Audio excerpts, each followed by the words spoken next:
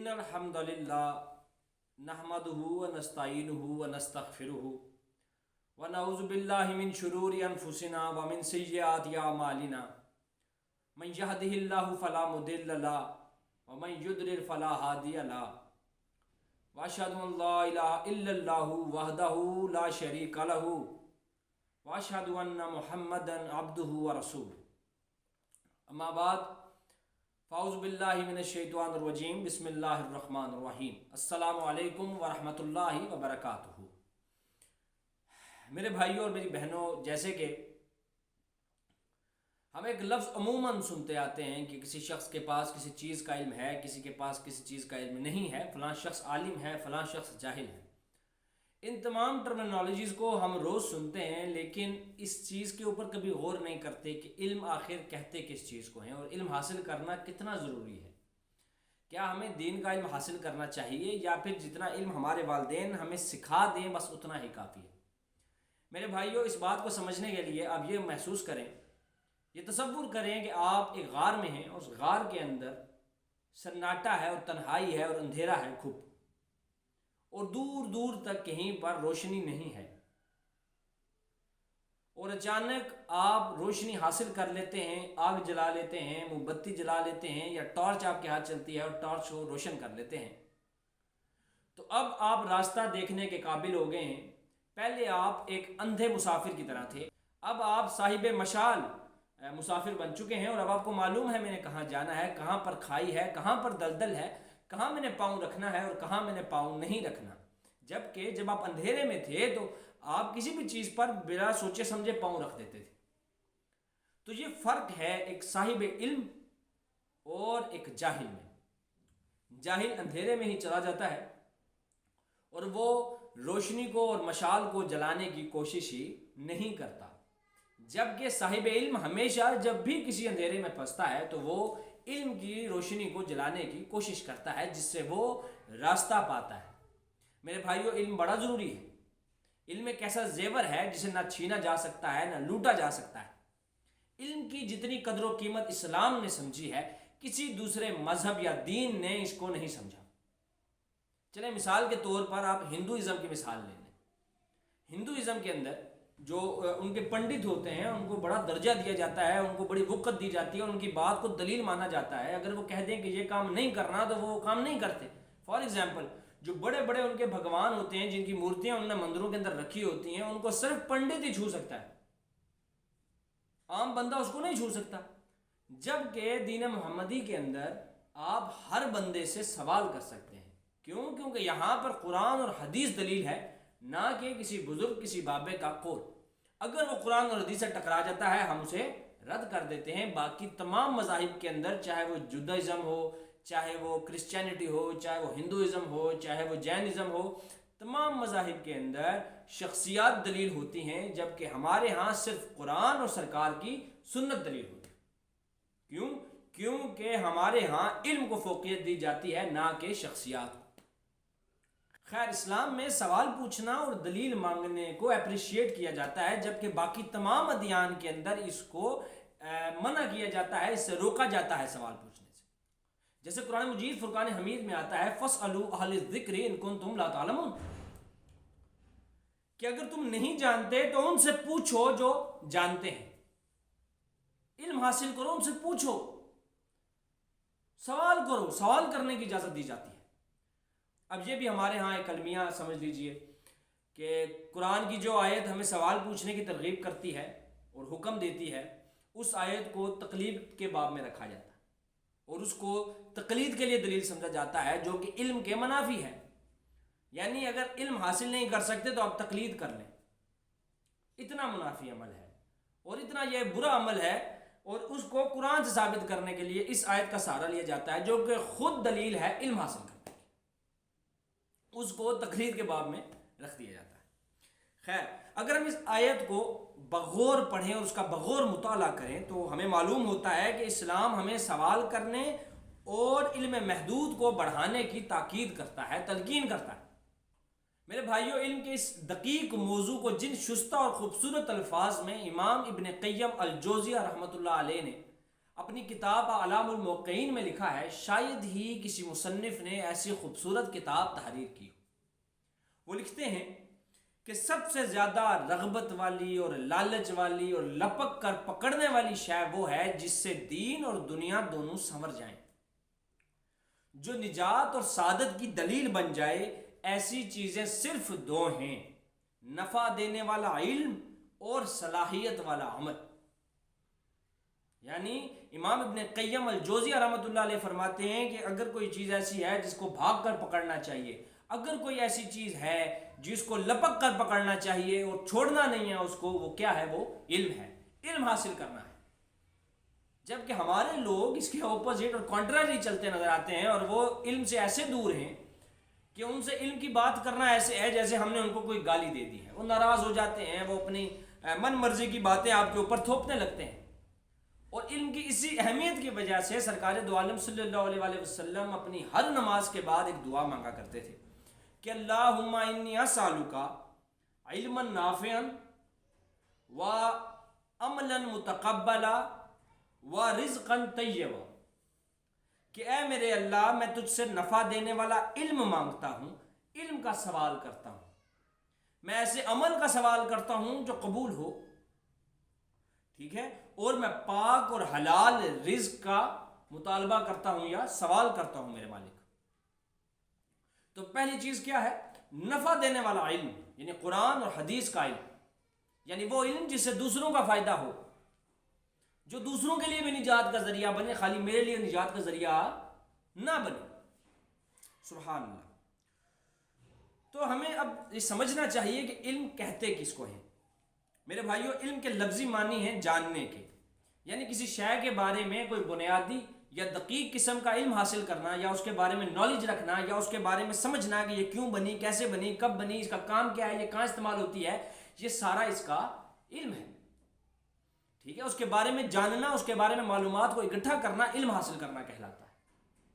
اس طرح قرآن میں آتا ہے کہ کسی چیز کے پیچھے اس وقت تک نہ پڑ جب تک کہ تجھے اس کا ڈیفینیٹ نالج نہ ہو جائے، تجھے معلوم نہ ہو جائے کہ یہ کیا ہے، اس وقت تک اس کے پیچھے نہ پڑ، اس پر عمل نہ کر، ٹھیک ہے۔ یہ نہیں ہمارے بزرگ کرتے آ رہے میں کروں گا، یہ دلیل نہیں ہے۔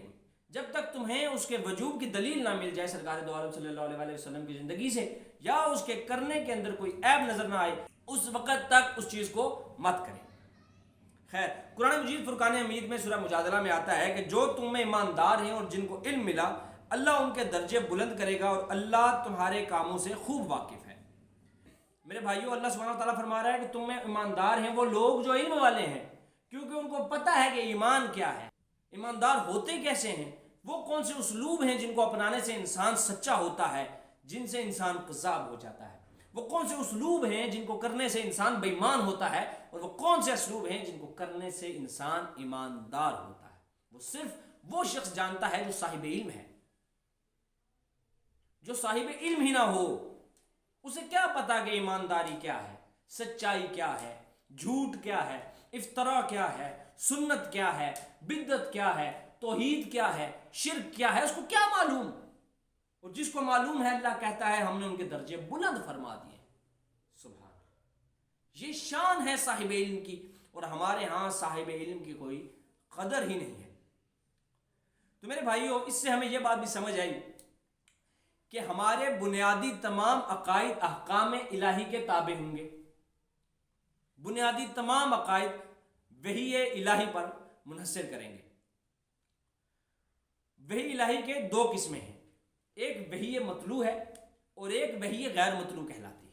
وحی مطلوع اس وحی کو کہتے ہیں جس کو ہم تلاوت کرتے ہیں، یعنی کہ قرآن مجید، اور وحی غیر مطلوع وہ ہیں کہ وہ تمام وحیاں جو اللہ سبحانہ و تعالیٰ نے سرکار دو عالم صلی اللہ علیہ وسلم کو تو کی، لیکن وہ قرآن کا حصہ نہیں ہیں، ان کو وحی غیر مطلوع کہتے ہیں۔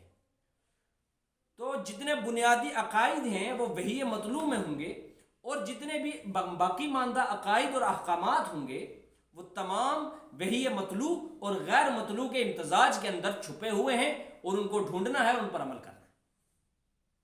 وحی مطلوع اور وحی غیر مطلوع کا یہ فرق سمجھ لیجیے۔ امام محمد بن اسماعیل البخاری رحمۃ اللہ علیہ نے اپنی کتاب صحیح بخاری میں کتاب الایمان کے بعد کتاب العلم ڈال کر یہ بات ثابت کر دی کہ ایمان کے بعد جو چیز ایک مسلمان کے لیے ضروری ہے وہ علم ہے۔ امام غزالی رحمۃ اللہ علیہ اپنی کتاب احیاء العلوم میں فرماتے ہیں کہ اگر کوئی شخص علم نہ رکھے اور صرف عمل کرتا رہے تو اس کا عمل باطل ہے۔ اس کا عمل کیوں باطل ہے بھلا؟ اس کا عمل اس لیے باطل ہے کیونکہ اس کو معلوم ہی نہیں ہے کہ میں نے یہ عمل سر انجام کیسے دینا ہے۔ وہ لوگوں کی دیکھا دیکھی بس عمل کرا، اس کو نہیں پتا کہ نماز کن کن چیزوں سے ٹوٹ جاتی ہے، اور وہ تمام کام وہ نماز میں کر لے، اس کی نماز فاسد ہوگی، اس کی نماز نہیں ہوئی، اس کا عمل فاسد ہو گیا۔ یعنی علم اور عمل آپس میں لازم اور ملزوم ہیں، جیسے کہ کشف المحجوب کے اندر علی بن عثمان اجویری رحمۃ اللہ علیہ نے فرمایا۔ اور ان تمام باتوں کے بعد یہ بات روز روشن کی طرح عیاں ہو چکی ہے کہ علم ہی سبب نجات ہے، علم کے بغیر نجات ممکن نہیں ہے۔ جو شخص علم نہیں رکھتا وہ کیسے اپنے اعمال کو بخوبی سر انجام دے گا؟ ایک بندے کو وضو کے طریقے کا پتہ ہی نہیں ہے، اس کی نماز کیسے ہوگی؟ وہ قرآن کیسے پڑھے گا؟ وہ حج کیسے کرے گا؟ عمل کیسے کرے گا؟ تو علم عمل کے ساتھ مشروط ہے۔ اگر آپ چاہتے ہیں کہ آپ کے عمل معراج تک پہنچیں، اونچائی اور بلندی اور عرفہ مقام پائیں، تو ان کے لیے پہلے آپ کو اس کا علم حاصل کرنا ضروری ہے۔ نمازیں پڑھیں اور ساتھ ساتھ نمازوں کے بارے میں علم بھی حاصل کریں۔ سرکار کیسے نماز پڑھتے تھے؟ سرکار وضو کیسے کرتے تھے؟ کیونکہ سرکار نے تو فرمایا نا سلو کما رأیتمونی اصلی، نماز ویسے پڑھو جیسے مجھے پڑھتے ہوئے دیکھتے ہو۔ تو یہ نالج حاصل کرنا ضروری ہے کہ سرکار کیسے پڑھتے تھے۔ تو علم کا حاصل کرنا ہی انسان کو انسان کرتا ہے، اور جانوروں سے ممتاز، جانوروں سے افضل، جانوروں سے بہتر علم۔ کیوں؟ کیونکہ علم ہی کے ذریعے سے ہمیں پتہ چلتا ہے کہ حق اور باطل میں فرق کیسے کرنا ہے۔ ورنہ اگر ایک شخص کو معلوم ہی نہیں کہ حق کیا ہے، وہ باطل کو حق سے الگ کیسے کر سکتا ہے؟ تو یہ جاننا بڑا ضروری ہے کہ حق کیا ہے، تبھی تو وہ باطل سے اس کو الگ کر سکے گا، اپنے آپ کو گناہوں سے نکال سکے گا۔ اگر وہ ایک چیز کو جانتا ہی نہیں، پہچانتا ہی نہیں، مانتا ہی نہیں، تو وہ کیسے حق اور باطل کے درمیان فرق کر سکے گا؟ جیسے ایک شخص کے سامنے دودھ رکھ دیا جائے اور شراب رکھ دی جائے، اس نے کبھی زندگی میں دودھ اور شراب نہیں پی، اس نے کبھی زندگی میں دودھ اور شراب چکھی بھی نہیں، تو اس کے لیے دونوں محض مشروب ہیں اور ان کے پینے سے فرق ہی کیا پڑتا ہے؟ پی لیے بس ٹھیک ہے۔ لیکن قرآن ہم کو بتاتا ہے کہ دودھ پیا جا سکتا ہے، ایک طیب ایک طاہر چیز ہے، اس کو پیا جا سکتا ہے، جبکہ شراب اسلام میں حرام ہے۔ اللہ سبحانہ و تعالیٰ نے مسلمان پر شراب پینے کو حرام قرار دے دیا ہے، تو میں اس کو نہیں پی سکتا چاہے میں نے اس کو چکھا ہے یا نہیں۔ لیکن مجھے معلوم ہے، مجھے پتہ ہے کہ اللہ نے قرآن میں اس سے منع فرمایا ہے، تو میں کبھی زندگی میں شراب نہیں پیوں گا۔ محض علم ہونا نہ صرف فرق کرنا بتاتا ہے، بلکہ ایک بہت بڑی ذمہ داری بھی ہمارے کندھوں پر لاد دیتا ہے کہ حق بات کو چھپانا نہیں ہے، سب کو بتانا ہے، سب کی اصلاح کرنی ہے، سب کو اس برائی کی دلدل سے، اس اندھیرے سے کھینچ کر باہر نکالنا ہے۔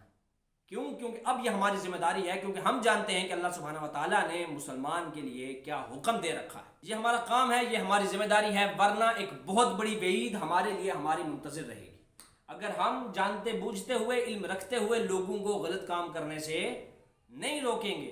میرے بھائیو، معاشرہ اس طرح کا بن گیا کہ اگر آپ آج لوگوں کو غلط کام کرنے سے روکتے ہیں تو وہ آپ کے دشمن بن جاتے ہیں۔ تو پریشان نہیں ہونا، گھبرانا نہیں ہے۔ اس کی وجہ کیا ہے؟ اس کی وجہ یہ ہے کہ یہ خالی آپ کے ساتھ نہیں ہوا، انبیاء کرام نے جب جب آ کر امتوں کی اصلاح کی بات کی، وہ ان کے دشمن ہو گئے، ان کو مارا، ان کو قتل کیا، ان کو بے گھر کیا، ان کو شہر بدر کیا، لیکن وہ لوگ حق بات بیان کرنے سے باز نہیں آئے، تو ہم بھی باز نہیں آئیں گے۔ میرے بھائیوں، ایسی باتیں جو مدلل ہوں وہی اللہ کے حضور قابل قبول ہیں، نہ کہ وہ باتیں جو لوگ خود گھڑ لیں اور پھر اس کو علم کا نام دینے لگیں، جبکہ نہ ان کی کوئی سند ہو، نہ لاجک ہو، نہ منطق ہو، وہ محض ان کی نفسانی خواہشات کی نمائندگی کر رہی ہو۔ جیسے بہت سے مذاہب اور بہت سے ادیان میں اللہ کی اولاد کا تصور ہے، جیسے ملائکہ سے دشمنی کا تصور ہے، جیسے انبیاء کا غیر بشر ہونا کا ایک عقیدہ ہے۔ یہ تمام عقیدے، یہ تمام مجملات کا حقیقت سے کوئی تعلق نہیں ہے، مگر نفس پرستی کے شکار لوگ ایسے عقیدے گھڑ لیتے ہیں تاکہ لوگوں کو اپنی سحر زدہ باتوں سے متاثر کر کے گمراہ کریں۔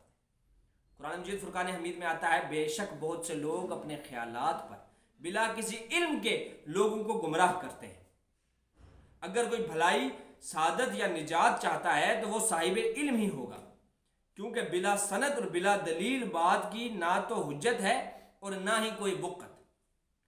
میرے بھائیو، جب انسان اپنی زندگی کا ایک بڑا حصہ اپنے بڑوں کی پیروی کرنے میں گزار دیتا ہے تو اس کو یہ بات قبول کرنا بہت مشکل ہوتا ہے کہ میں جو کر رہا ہوں وہ غلط ہے، کیونکہ اس کے لیے یہ بھی کہنا پڑے گا کہ میرے بڑے جو کرتے آ رہے تھے وہ بھی غلط تھا۔ ہی وہ واحد رسی ہے جو تمہیں جہالت اور ضلالت کی دلدل سے کھینچ کر باہر نکال کر لا سکتی ہے، ورنہ کسی کی بھی بات مان کر چلنا گمراہوں کا تو طریقہ کار ہو سکتا ہے مگر مومنوں کا نہیں۔ اسی طرح قرآن میں آتا ہے کہ اہل علم ہی اللہ کی توحید کو جانتے ہیں اور اہل علم ہی عدل کرتے ہیں۔ سورہ آل عمران ورس نمبر 18 کہ فرشتے اور اہل علم گواہی دیتے ہیں کہ اللہ کے سوا کوئی عبادت کے لائق نہیں، اور یہی وہ لوگ ہیں جو عدل کرتے ہیں اور جو انصاف کرتے ہیں۔ اولو العلم قائم بالقسط کہ اہل علم ہی انصاف پر قائم رہتے ہیں، کیونکہ وہ جانتے ہیں کہ انصاف کس کو کہا جاتا ہے۔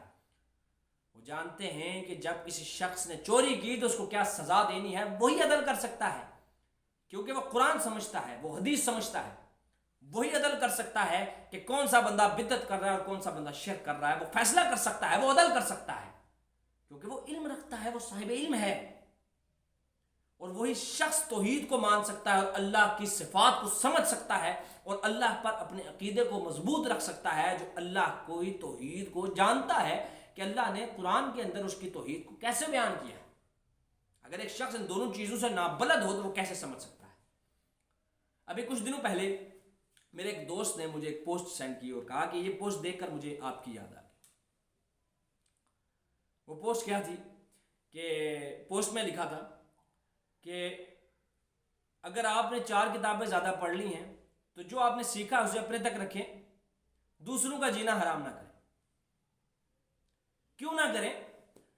تم شراب پیو ہم روکیں نا، تم رشوت لو ہم روکیں نا، تم سود کھاؤ ہم روکیں نا، تم زنا کرو ہم روکیں نا، تم جھوٹ بولو ہم روکیں نا، تم غیبت کرو چغلی کرو ہم روکیں نا۔ تو پھر ان 4 کتابوں کو جو میں نے ایکسٹرا پڑھ لیا ہے میں نے کیا کرنا ہے؟ وہ کتابیں قبر میں لے کے جاؤں گا؟ اگر میں نے تمہیں روکنا نہیں ہے، بتانا نہیں ہے، عدل نہیں کرنا، انصاف نہیں کرنا، تو وہ 4 کتابیں میں نے پڑھی کیوں ہیں؟ یہ بنیادی بات سمجھیں کہ اگر ہم نہیں ہوں گے تو آپ کو روکے گا کون؟ آپ کو بتائے گا کون؟ آپ نے تو کتابیں پڑھنی نہیں ہے۔ تو میرے بھائیوں، اہل علم عدل اور انصاف والے ہیں، محض حق بات کہتے ہیں، چاہے بری لگتی ہے بری لگے، چاہے پسند آتی ہے پسند آئے، لوگوں کی اصلاح کی کوشش کرتے ہیں، اللہ کا خوف رکھتے ہیں۔ ورنہ جو لوگ اللہ کے خوف کو بھلا بیٹھے ہیں پھر انہوں نے اللہ کی ذات پر بہتان ہی باندھنے ہیں نا، سرکار دو عالم صلی اللہ علیہ وسلم سے ایسی باتیں ہی منسوب کرنی ہے نا جو انہوں نے نہیں کی۔ صحابہ کرام رضوان اللہ اجمعین کی توہین ہی کرنی ہے نا، اہل بیت اعظام کی توہین ہی کریں گے نا۔ پھر جب علم ہی نہیں تو پھر جو دل میں آئے گا وہی مانیں گے، تو پھر وہی دین ہے تمہارا بھائی۔ اور پھر جب تمہیں کوئی بندہ آ کر ٹوکے گا، بتائے گا، سکھائے گا، سمجھائے گا، اصلاح کرے گا تو بری لگے گی، تو اس میں ہماری غلطی ہے بھائی، آپ کی غلطی ہے۔ اگر میں آپ کو غلط سکھا رہا ہوں تو میری اصلاح کریں، میں اپنے تک کیوں رکھوں؟ جب میں نے دین سیکھ لیا تو میں سکھاؤں گا نا۔ جب میں نے حق بات سمجھ لی تو میں تمہیں سمجھاؤں گا نا۔ تم چاہتے ہو تم شراب پیو کوئی روکے نا، تم برے کام کرو کوئی روکے نا، اللہ کی نافرمانی سر عام کرو کوئی روکے نا۔ سر یہ ٹپیکل مولویوں سے تو آپ بلیو رکھیں یہ بات کہ بھائی وہ ایسے کریں گے، ہم میں یہ نہ مادہ نہیں ہے کہ ہم اللہ سے ٹکر لے لیں، ہم اس کے غلام ہیں، ہم اس کے نوکر ہیں، ایک ذمہ داری ہے وہ کرتے ہیں بس۔ اب چاہے کسی کو یہ بات بری لگتی ہے بری لگی، خیر۔ تو میرے بھائیوں، جو لوگ علم کو چھوڑ کے چلتے ہیں آپ بس ان کا تصور خدائی دیکھ لیں، وہ اتنا گمراہ کن ہے کہ لوگ دین کی طرف آنے کے بجائے دین سے دور ہوتے چلے جاتے ہیں۔ کیوں؟ کیونکہ ان کا جو بیس ہوتی ہے، جو اساس ہوتا ہے، وہ علم نہیں ہوتا بلکہ نفسانی خواہشات ہوتی ہیں۔ وہ چاہتے ہیں کہ لوگ جو ہے نا ہماری بات کو، ویسے تو کوئی مانتا نہیں ہے، جب ہم یہ کہہ دیں گے کہ قال اللہ کہتا ہے یا قال رسول صلی اللہ علیہ وسلم، تو انہوں نے کون سے جا کے ریسرچ کر لینی ہے، انہوں نے کون سے جا کے بخاری مسلم ترمذی ابن ماجہ نسائی ابو داؤد کھول کے دیکھ لینی ہے۔ ہم کہہ دیں کہ لکھا ہے مان لیں گے، تقلید کے پٹے میں پٹے ہوئے، ہم جو بولیں گے وہ مانیں گے، ہم جو بولیں گے وہ مانیں گے۔ تو اس بات کو، اپنی بات کو بھاری کرنے کے لیے اور اس کو وزندار کرنے کے لیے کہہ دیتے ہیں قال اللہ قال الرسول نعوذ باللہ من ذالک انا للہ و انا الیہ راجعون۔ قرآن مجید فرقان حمید میں آتا ہے کہ اس سے زیادہ ظالم کون ہوگا جو اللہ پر بلا دلیل تہمت لگائے تاکہ وہ لوگوں کو گمراہ کرے بغیر علم کے۔ وہی بات جو میں کافی دیر سے کر، تو ان کی بے تکی اور بلا سند باتوں اور نامعقول باتوں کو اہل عقول اہل ذہون کبھی قبول نہیں کرتے، کیونکہ ان کے شعور کے اندر وہ بات نہیں بیٹھتی، تو ان کو یہ بات منوانے کے لیے کہہ دیتے ہیں قال اللہ، اور اللہ کی طرف منسوب کر دیتے ہیں تاکہ لوگ ان کی باتیں سنیں اور وہ لوگوں کو گمراہ کر سکیں۔ کنکلوژن، اس لیے میرے بھائیوں، میری بہنوں، میرے بزرگوں، میرے بچوں، اس لیے ہر لہجہ، ہر لمحہ، ہر وقت، ہر گھڑی اٹھتے بیٹھتے چلتے پھرتے اللہ سے علم کی درخواست کرنی چاہیے کہ رب اشرح لی صدری، رب میرا سینہ کھول دے علم کے لیے۔ جیسے نبی پاک اپنے لیے دعا کیا کرتے تھے رب زدنی علما، اے اللہ میرے علم میں اضافہ فرما، تو ہمیں یہ چلتے پھرتے یہ دعا کرنی چاہیے اور علم کی کوششوں میں لگے رہنا چاہیے۔ قرآن پڑھیں، حدیث پڑھیں، تاریخ پڑھیں، فلسفہ پڑھیں، تاکہ آپ کے دماغ کھلیں، تاکہ آپ کو سمجھ آئے کہ کتنے بڑے بڑے ڈھکوسلے کرتے ہیں ہمارے ساتھ، کتنے بڑے بڑے ڈرامے کرتے ہیں۔ وہ محض کیسے ہوگا؟ جب ہم علم حاصل کریں گے، پھر ہمیں کوئی گمراہ نہیں کر سکتا۔ تو میرے بھائیوں، آج کے لیے صرف اتنا ہی۔ اللہ ہمیں قرآن پڑھنے، قرآن سمجھنے، قرآن پر عمل کرنے کی توفیق عطا فرمائے۔ اللہ ہمیں سرکار دو عالم صلی اللہ علیہ وآلہ وسلم کی محبت اور ان کی اطاعت کرنے کی توفیق عطا فرمائے۔ اے میرے مالک ذوالجلال، ہمارے دلوں میں صحابہ کرام رضوان اللہ اجمعین کی محبت ڈال دے۔ اے اللہ ہمیں اہل بیت عظام کی عزت کرنے اور ان سے محبت کرنے اور ان کی تعظیم کرنے کی توفیق عطا فرما۔ اے اللہ ہم جب تک جئیں دین اسلام پر جئیں، اور جب موت آئے تو مسلمان موت آئے، ایسا نہ ہو کہ ہم مرتے دم تک تیرے راہ سے بھٹک جائیں۔ یا اللہ ہمیں اپنے نوشتائے رحمت سے وارتا رہیں۔ ہمارا ساتھ یہیں تک تھا، انشاءاللہ اگلی نشست میں پھر ملاقات ہوگی۔ وما علینا الا البلاغ المبین۔